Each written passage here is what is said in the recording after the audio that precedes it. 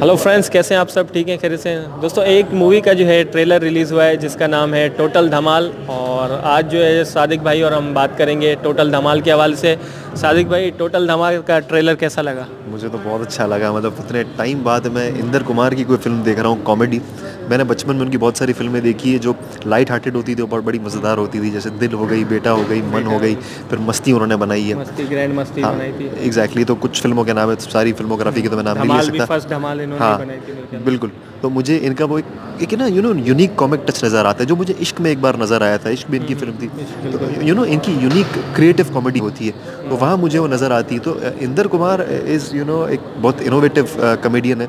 अब वो उनकी ज़्यादातर फिल्मों में ये होता था, कास्ट अगर जो होता था इतना कोई बड़ा नहीं होता था। अगर एक ग्रैंड कास्ट जो था, जो मुझे याद पड़ता है, वो इश्क में ही था 97 में जो था। इसमें अजय देवगन, काजोल थी। हाँ, वो इतना बड़ा कास्ट वो एक फिल्म में जो साथ लाए थे। तो इट्स वेरी डिफिकल्ट इतने बड़े कास्ट को एक साथ लाना, यानी अनिल कपूर, अजय देवगन, माधुरी दीक्षित, इतने सारे। अच्छा, मैं एक चीज़ यहाँ पे मेंशन करना चाहूँगा, ये जो अनिल कपूर और माधुरी दीक्षित को इतने सालों बाद, आई थिंक अराउंड 20 ईयर्स बाद हम साथ देख रहे हैं। 95 में बेटा फिल्म इनकी, 92 में बेटा आई थी। हाँ, बेटा में तो मतलब ये इंदर कुमार ने जो इनके साथ खैर 27 साल बाद काम किया एज अ कपल, मतलब अनिल कपूर और ये माधुरी दीक्षित को। लेकिन अनिल कपूर माधुरी दीक्षित अगर दूसरी फिल्मों की बात कर ले, जहाँ तक मुझे याद पड़ता है तकरीबन 19 से 20 साल बाद साथ आए किसी भी फिल्म में। हाँ, वो मुझे याद नहीं पड़ा कोई साथ में ये लोग आए, क्योंकि माधुरी दीक्षित आफ्टर जब उनकी शादी हो गई थी, ये लज्जा में दोनों साथ थे मुझे याद है। लेकिन लज्जा में एज अ कपल साथ नहीं थे। 2000 में जो 2002 में जो दोनों सपोर्टिंग रोल। हाँ, सपोर्टिंग रोल में। तो फर्स्ट टाइम इतने टाइम बाद ये लोग मेल कपल का role, I mean main female couple का रोल कर रहे हैं। गुजराती कपल दिखाया है एग्जैक्टली। तो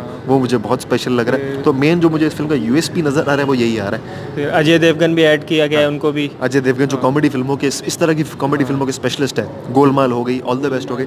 अब ये बोल बच्चन में भी काफी, बोल बच्चन में भी थे। तो इस तरह के जो यूनिक जो कॉमिक एक्टर्स होते हैं। अच्छा, ये जो नहीं होती है सिचुएशनल कॉमेडी के, अब मुझे पता नहीं कि सिचुएशनल कॉमेडी के हिंदी फिल्मों में मुझे वो किंग नजर आते हैं। आई डोंट नो व्हाई, मतलब वो उन पे सूट करता है कैरेक्टर, तो वो एक वैरायटी ऐड करते हैं। और बाकी रितेश देशमुख भी इसमें हैं, और अरशद वारसी भी हैं, और जावेद जाफरी। वो नहीं होते तो फिर तो मूवी फीकी हो जाती है। बिल्कुल। जावेद जाफरी की तो बात ही। मैं आपसे एक बात पूछता हूँ, जैसे आपने धमाल देखी होगी, आप जितनी बार धमाल देखते हैं, क्या आप बोर हुए आज तक? कभी भी नहीं, ऑनेस्टी के साथ कभी भी नहीं। लेकिन डबल धमाल ने थोड़ा सा डिसअपॉइंट कर दिया था। बिल्कुल। तो ये धमाल सीरीज से पता नहीं क्या अटैचमेंट है। और धमाल 1 और गोलमाल 1, ये दोनों इतनी स्पेशल फिल्म है। अगर आप उसको देखते जाए ना, अगर आपको कोई लॉक कर दे रूम में और आपको बोले ये फिल्म देखते रहे, आप खुशी खुशी देख लेंगे। सही से हो सकता है टोटल धमाल में ये चीज़ हमें नजर आ जाए। बाकी है कि एक दो बंदों को हम मिस करेंगे। आशीष चौधरी जो बोमन थे, वो इसमें नहीं है।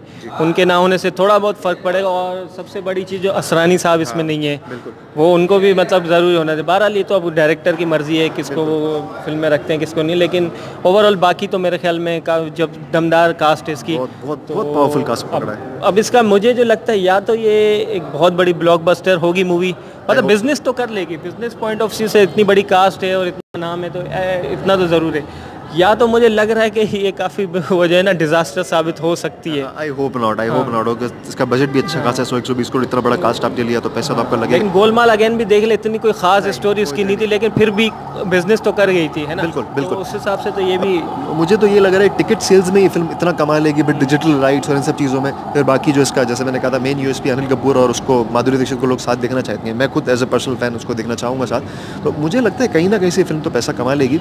और ऐसा लगता है कि जितना अच्छा इसका स्टार कास्ट है और इसकी अगर सही एक्सिक्यूशन की जाए तो ये मेगा हिट साबित हो सकती है। अच्छा, मुझे एक डायलॉग याद आ रहा है, वो आपने सीन देखा होगा सांप वाला, जो क्या नाम है, ये जावेद जाफरी जो अरशद वारसी नीचे वो धंसे होते हैं किसी चीज़ में, तो बोलते हैं this is your last hope. तो वो डायलॉग काफ़ी अच्छा लगा। आपको कोई याद है डायलॉग वगैरह या कोई सीन ऐसा जो? मुझे वो थोड़ा अनिल कपूर का लगता है, जब वो माधुरी दीक्षित जब फंस जाती है दरख्त पे, मर्द का बच्चा है तो सामने, या फिर शेर सच में उसके पीछे लग जाते हैं, तो गुजराती वो कहते हैं तो सचमुच आ भी गयो। तो वो थोड़ा मुझे ऐसा। और वो अजय देवगन जो आते हैं तो बोलते हैं फटी जा, ये बोल रहे थे फटी जा।